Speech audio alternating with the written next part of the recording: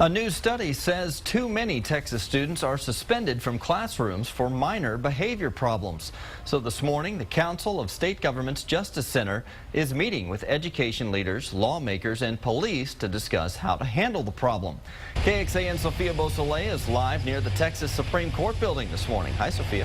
Hi, good morning, Brian. Well, the school discipline consensus report basically shows a quote-unquote roadmap on how to curb this issue, and it shows that expelling and suspending students is not necessarily the right way, and so all these recommendations give them just a different way of how to change policy. So the Council of State Governments Justice Center launched this project back in 2011. Now, it was a direct response to an earlier study which found about 60% of Texas secondary school kids were suspended or expelled at least once. Now, the follow-up study, leaders will take a look at that today, and they'll possibly make reforms on it. It's just a discussion that's happening this morning that could lead to change.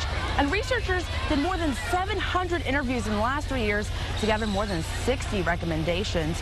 And we spoke with Senator John Whitmire, who is a chair of the Senate for the Criminal Justice Committee, and he says suspensions can act as basically a pipeline to the criminal justice system.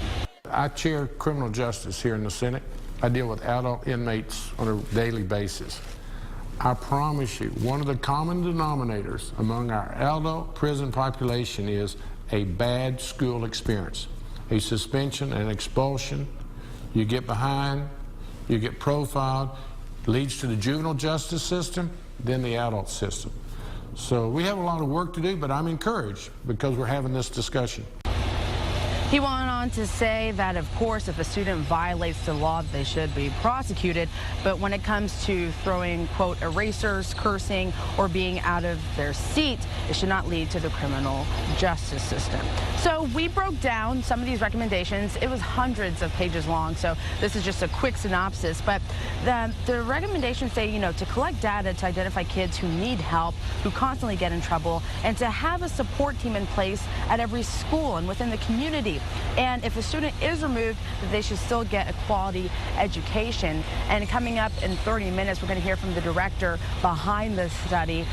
He was saying, many times these kids go home by either playing video games or often find themselves in other kinds of trouble. So we'll hear specifically what he has to say when it comes to how this impacts graduation. Reporting live from downtown Austin, Sophia Beausoleil, KXAN News. All right, thank you, Sophia.